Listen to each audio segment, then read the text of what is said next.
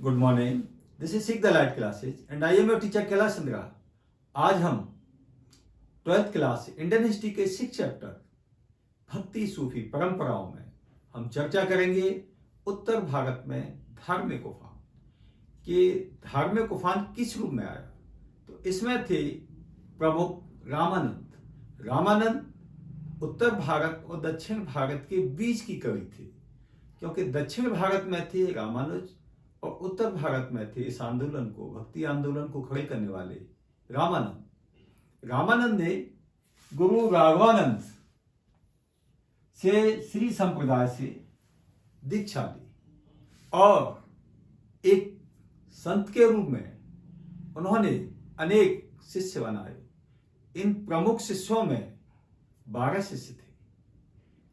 इनमें कबीर, रैदास, पीपा, सुरसुरा, सुरसुरी, पद्मावती और धन्ना, सेना, ये प्रमुख कई संत थे जिन्होंने अपने अपने क्षेत्र में जाकर काम किया और समाज में फैले कुरीतियां, अंधविश्वास, आडंबर पर गहरा प्रहार किया। इन्होंने जो उपदेश दिए उन उपदेशों का भी संकलन कहाँ है? गुरु ग्रंथ साहब है। ये 4 का है। इनमें कबीर, रैदास, कबीर जुलाही थे, रैदास चरमकार थे और सेना नाई थे और पीपा दर्जी थे। हर जाति के इनके शिष्य थे। इन्होंने एक नया मार्ग निकाला और नया मार्ग था एक ही स्वरवाद। जो रामानंद ने शिक्षाएं दी इन्हें वो एक ही स्वरवाद की थी और इन्होंने सब के सब जितने शिष्य थे, 12 शिष्य थे, इन्होंने एक ही स्वरवाद को ही आगे बढ़ाया। अब इन्होंने एक समाधान दिया, प्रेम भक्ति के साथ साथ एक सामाजिक समाधान दिया, क्योंकि उस समय मुस्लिम काल था और धर्म परिवर्तन भी जोरों पर था। समाज में बहुत सारी कुरीतियां फैली हुई थी, तो उन सब से इन्होंने निपटने के लिए एक सामाजिक समाधान दिया और समाज सुधार पर जोर दिया। अब समाज सुधार की बात करते हैं तो सबसे पहले नाम आता है कबीर। तो हम करेंगे कबीर। कबीर का अर्थ होता है महान, कि कबीर तो अपने आप में वैसे भी महान थे और जिनका जन्म के बारे में किसी को पता नहीं है, लेकिन इन्हें नूरी जुलाही ने पाला और इन्होंने शादी भी की। इनके 2 बच्चे हुए, कमाल और कमाली। और इसके बाद भी इन्होंने अपना कर्म था उसको नहीं छोड़ा, कपड़ा बुनना, उससे ही अपना जीवन यापन करते थे और समाज को शिक्षाएं देते थे। इन्होंने जो शिक्षाएं दी वो समाज के लिए दी, हिंदू मुसलमान दोनों के लिए दी। इस समय पर जो शासन था वो सिकंदर लोदी का था। कबीर के समय पर जो शासन था सिकंदर लोदी था। अब इन्होंने जो रचनाएं की अपनी बीजक, ये बीजक, कबीर ग्रंथावली और उलट बांसी, उल्टी कहीं युक्तियां, कबीर के बहुत सारे दोहे जो समाज सुधार के लिए अति आवश्यक है। इन्होंने जो सबसे पहले मूर्ति पूजा का खंडन किया कि पाहन पूजे हर मिले तो मैं पूजू पहाड़, तासे तो चाकी भली पीस खाए संसार। कि अगर पत्थर पूजने से हरि मिलता है, हरि मिलते हैं, तो मैं पहाड़ को पूजूं। इससे तो चक्की भली है, वो भी पत्थरों की है, कैसे पूरा संसार पीस के खाता है। ये हिंदुओं के लिए कहा। मुसलमानों के लिए काकर पाथर जोड़ के मस्जिद ले बनाए, काचड़ मुल्ला बांग दे क्या बहरा हुआ खुदा। कि कंकर और पत्थर जोड़ के जो मस्जिद बनाई है उस पर मुल्ला बांग देता है, तो जब ईश्वर है, अल्लाह है, तो वो चींटी के पैर की भी आवाज सुन लेता है, तो उनको चिल्लाने से क्या फायदा। जब वो सबकी आवाज सुनता है अल्लाह, तो चिल्लाने से कोई फायदा नहीं। उस समय मुस्लिम पीरियड में ये कबीरदास जी ने बात कही, कितनी बड़ी बात थी। लेकिन कोई बात नहीं, वो समाज सुधारक थे, उन्होंने जिक्र किया, उन्होंने सूफी, एक जो सूफी सिद्धांत हैं उनका भी जिक्र किया। और सूफी जो थे वो इस शब्द का प्रयोग करते थे, जबकि कबीरदास जी ने सिमरन पर जोर दिया।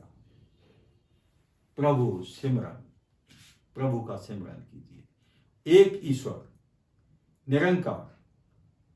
ये निर्गुण भक्ति के संत थे, क्योंकि ईश्वर का कोई आकार नहीं होता है। तो इस तरह से इन्होंने कहा कि भक्ति के माध्यम से व्यक्ति को मोक्ष प्राप्त होता है। तो ये इन्होंने भक्ति को मोक्ष का साधन भी बताया कि अच्छी भक्ति के माध्यम से आप मोक्ष प्राप्त कर सकते हैं। और इन्होंने जाति व्यवस्था पर भी कुठाराघात किया और संदेश दिया कि नहीं, ईश्वर के यहाँ से सब बराबर है। और इसके साथ ही जो और आडंबर थे, कुरीतियां थी जो समाज में फैली हुई, उन सब पर कवि ने अपने दोहों के माध्यम से, अपने शब्दों के माध्यम से उनको बहुत ज्यादा प्रहार किया और समाज से अंधविश्वास मिटाने के लिए, उनको प्रेम जगाने के लिए, ईश्वर की भक्ति में लीन होने के लिए इन्होंने जीवन भर काम किया। अब इसमें क्वेश्चन बनता है कि रामानंद के विषय में आप क्या जानते हैं? तो आप इसमें लिख सकते हैं कि रामानंद ने उत्तर भारत में भक्ति आंदोलन को खड़ा किया और इनके 12 प्रमुख संत थे और इन्होंने एक ईश्वरवाद का नारा दिया और बाकी संतों ने उसका पालन किया। इन्होंने समाज सुधार और सामाजिक समाधान के लिए भी काम किया। तो इस प्रकार रामानंद के विषय में आप लिख सकते हैं। अब आता है कि कबीर, एक क्वेश्चन कबीर का बनता है। ये कबीर 8 नंबर का क्वेश्चन है, इसमें आता है सीबीएसई बोर्ड क्लास में।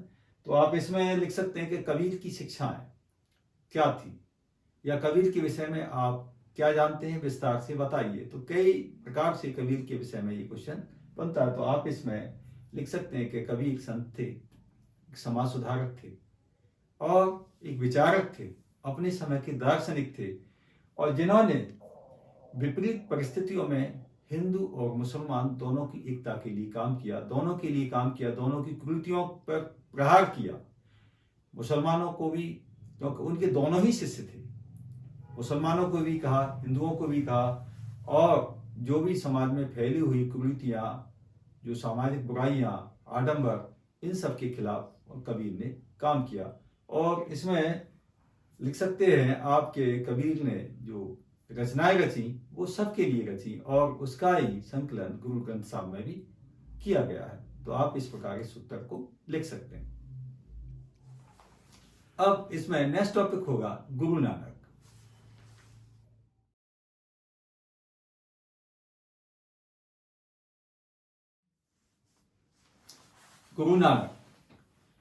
गुरु नानक जिन्होंने कि सिख धर्म की स्थापना की, इनका जन्म 1469, ये तलवंडी, जिसे हम ननकाना भी कहते हैं, ये पाकिस्तान के पंजाब प्रांत में पड़ता है।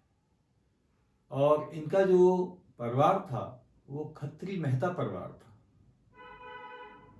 कबीर की भांति यह भी गृहस्थ जीवन में इनका विश्वास था और इन्होंने शादी की और इनके 2 बच्चे हुए,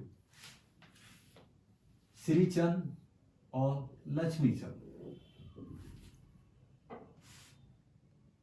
इसके बाद इन्होंने जब अपनी शिक्षाओं का प्रचार किया, जो प्रकृति का जो रूप है इंसान का, वो हमें वैसा ही रखना चाहिए जो प्रकृति ने दिया हुआ है, और इन्होंने निर्गुण भक्ति का प्रचार, निर्गुण, निरंकार, एक ईश्वर, इसके साथ उन्होंने निर्गुण भक्ति और आडंबरों का खंडन, मूर्ति पूजा, इसका विरोध, अनुष्ठानों का विरोध, ये इनकी शिक्षाओं में शामिल था कि इनका विरोध होगा तभी लोग कुछ आगे की सोच सकेंगे। अब इसके बाद जो इनके धर्म ग्रंथ हैं हिंदू और मुसलमानों की, इनको भी इन्होंने नकार दिया कि इनमें भी कुछ नहीं है, जो कुछ भी है वो रब में, ईश्वर का नाम इन्होंने बताया रब, उसकी उपासना में। और वो कैसे, कबीरदास जी ने बताया था सिमरन, और इन्होंने बताया जप। तो इनका जो सा उपासना का तरीका जप था।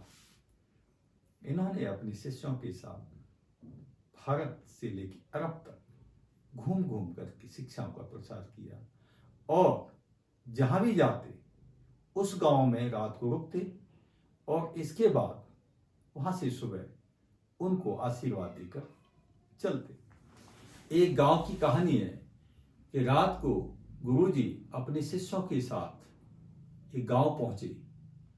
उस गांव के लोगों ने उनके कोई स्वागत नहीं किया, उनके खाने का प्रबंध नहीं किया, उनके सोने बैठने का कोई प्रबंध नहीं किया, लेकिन वो फिर भी एक चौपाल पर जाके जमीन पर सो गए।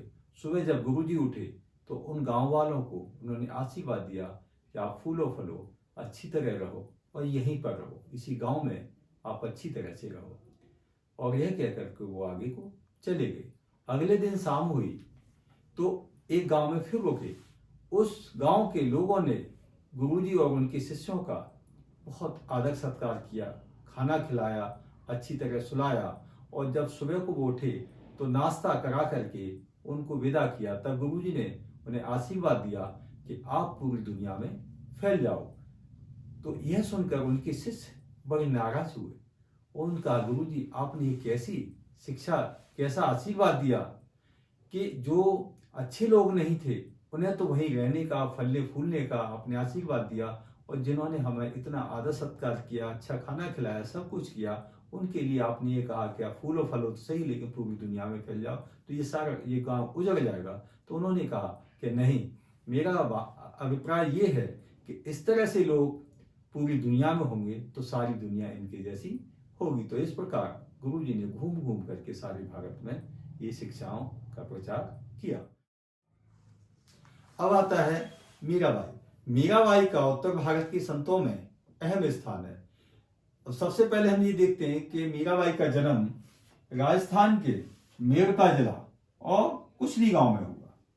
यह रतन सिंह राठौर की पुत्री थी, और मीराबाई का विवाह 18 साल की उम्र में राणासांगा के बड़े बेटे भोजराज के साथ हुआ।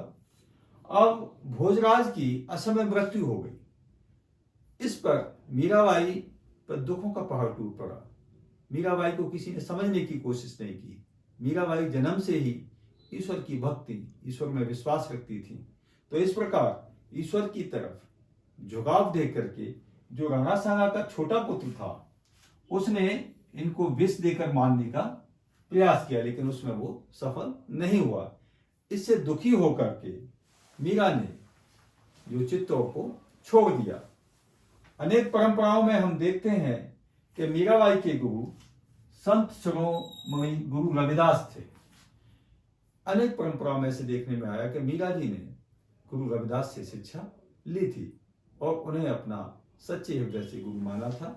और इसके साथ ही हम ये देखते हैं कि जब वो संन्यास उन्होंने लिया जीवन से, तो उन्होंने पहले चित्तौड़ छोड़ा, फिर वो अपने गांव गई मेरठा, और वहां से वो द्वारका गई। और द्वारका में जाने के बाद वो कृष्ण भक्ति में लीन हो गई, और वो हर जगह जाती तो वहीं कृष्ण की भक्ति में लीन हो जाती, गाती बजाती, और उन्होंने अपनी पदों के माध्यम से बहुत सारी रचना की है।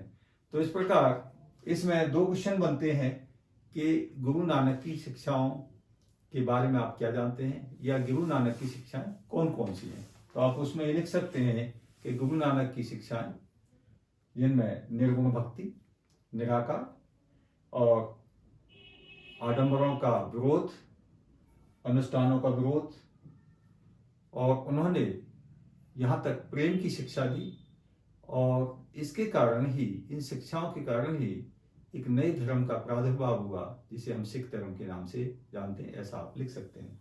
मीराबाई के विषय में भी एक क्वेश्चन बनता है कि मीराबाई के विषय में आप क्या जानते हैं। तो मीराबाई की जो जीवनी है उससे संबंधित आप इसमें लिख सकते हैं कि वो मेरठा में उनका जन्म हुआ, चित्तौड़ में उनका जो विवाह हुआ, और फिर उनके पति की मृत्यु हो गई। उसके बाद वो सन्यासिन हो गई और उनके गुरु रविदास थे जो उन्होंने के भक्ति का मार्ग दिखाया। तो इस प्रकार ये वीडियो समाप्त होता है। Thank you.